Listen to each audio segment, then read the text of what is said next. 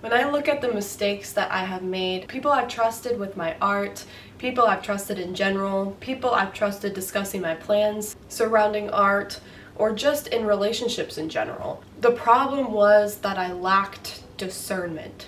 When I was unfocused in what felt and what I knew was right, forgetting that I have my choice and forgetting that I can stand in that choice. When I was in middle school, I had a best friend that I knew since kindergarten. We were best friends since kindergarten, and she began to ghost me. I was confused because we hung out a lot. We hung out all the time. We always had fun. Nothing really bad ever happened.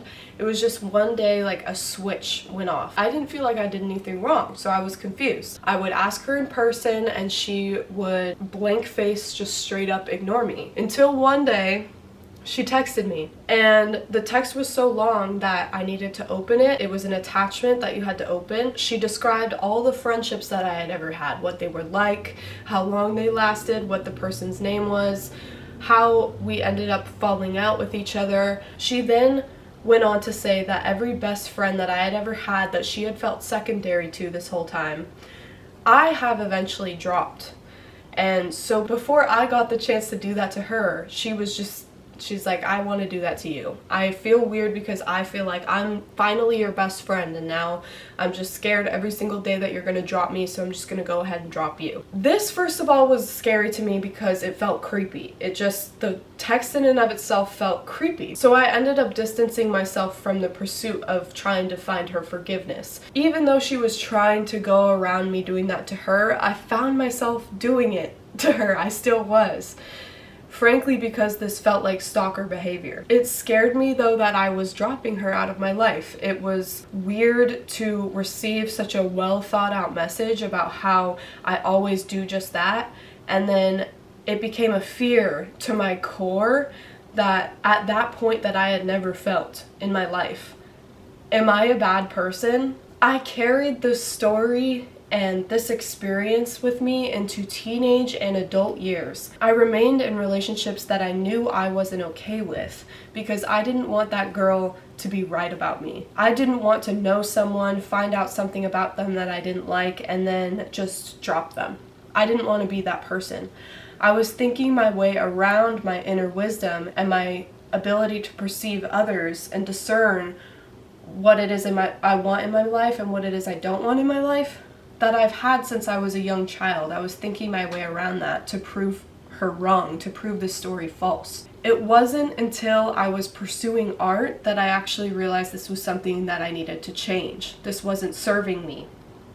I found myself seeking out people that had similar stalkerish tendencies as this person to heal from that relationship and to show myself that this time it could be different, and this time I would stick around to see that relationship through. Time and time again, something weird would happen, something creepy would happen, and I would be out. Once my art became involved in the relationship, whether that be through like a business endeavor, business collaboration, or a fellow just artist friend that we felt like we were navigating the art world together, this thinking pattern that I had became so loud. Like the way I was ignoring the red flags became so loud because I realized it wasn't serving my art practice. I may have known this before, that I did this in general, but this time it impacted my art. This time I care.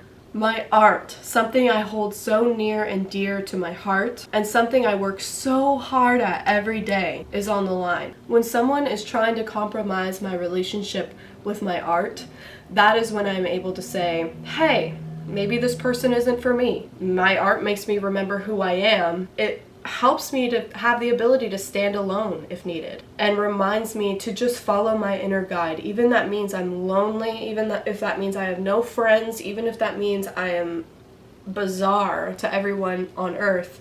I still have me. I know what I know, and I have my art. Any choice that I have made that has turned out troublesome, I was not using discernment. I chose not to see where the person in front of me was in consciousness.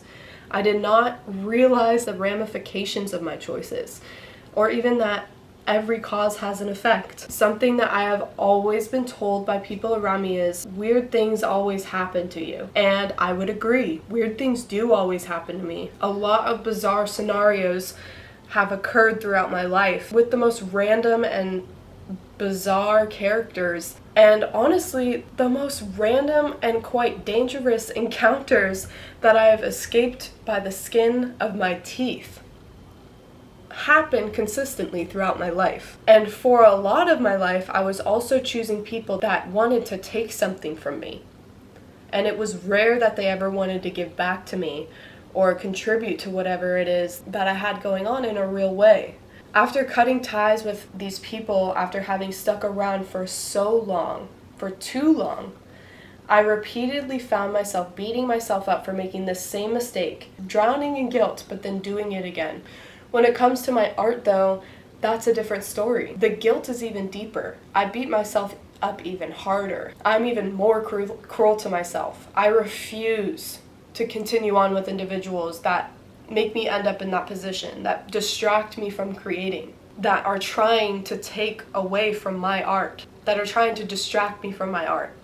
Me trying to distract me from me and all that it is that I have going on in general, go ahead, take that. But my art, absolutely not. I have worked too hard for someone to take something from me for nothing. I have worked too hard. Similarly, I find value in those that I recognize are also working hard, that are also doing their work, that feel that protection over their craft. I know the kind of people now that I'm seeking. I know the kind of people that I want to add to my circle of friends. In this way, art has been such a blessing in my life. It has taught me how to care for myself in ways that I was too lazy to care for myself before. It heightened all the negative ways that I have been thinking and talking to myself, the ways I've been letting people steal and steal and steal from me without providing for me, and it made ladders the ways I have just simply been living in the past. In middle school, still trying to prove that girl wrong, who at this point probably forgets that even happened at all. My art has also made me understand those around me in general, the people around me's motivations, their thoughts, their level of consciousness. It makes things clear to me. I see the good, but I also recognize where they are in consciousness. Then I decide, do I want this person to be around me or not? Most people stay where they are. They never change. They don't want to, or they don't look to see whatever it is that is going on around them in their world has to have something to do with them. They don't want to see that. They would rather blame, feel guilty, lack in their ability to act, and instead just respond to the outer world of effects, ignoring that they are the cause. How come I'm such a victim? How come weird things always happen to me? How come this, that always happens to me? But we are the common denominator. In every situation where we are the victim, we are there. We are not envious, hateful, cruel, or angry. At our core, we are responding to the world of effects when we feel this way, forgetting that we are the cause and we have the ability to act in different ways that lead to different effects, that also lead to different emotions like happiness, joy, enthusiasm, and love. We are the cause, the world is the effects, and we respond to the effects. In the past, of course, I could have had better discernment, but everything has worked out beautifully in so many ways. There is always a gift greater than the problem that the mistakes that I have made have caused. It left me with the question, why did I make that choice? And the answer always leads me closer to letting go of the behavior and the consciousness that was not at my highest level, and letting go of the beliefs, the thoughts, and the people that have boxed me in. Time and time again, I get out at the end of the day. Everything that has ever happened to us has played a part in our present moment success and where we're going. For a long time, I wanted to hide from all of the errors that I've made, because trust me, I've made a lot of intense errors, because I didn't want to act on my ability to change. I didn't want to look at it. I didn't want people to blame me. I didn't want people to feel righteous. I didn't want to be people's scapegoat. Through this, I would disempower myself. I wouldn't give myself the ability to change. I wouldn't give myself the ability to change the world around me, to change the world of effects surrounding me, I wouldn't give myself the chance, disempowering myself. But instead, we can empower ourselves by owning our choices and looking to see why we made those choices that may not have led to a circumstance that we prefer, and change that, because this moment is the first moment of the rest of our lives. This moment is a fresh new beginning. Every single moment is a fresh new beginning, and this one is too. I do not need to create the future from my past. Been there, done that. It doesn't work. Instead, I create in this moment what feels right in my inner being and what is also intelligent given my natural wisdom. I don't have to try when it comes to wisdom. I just possess it, and I'm able to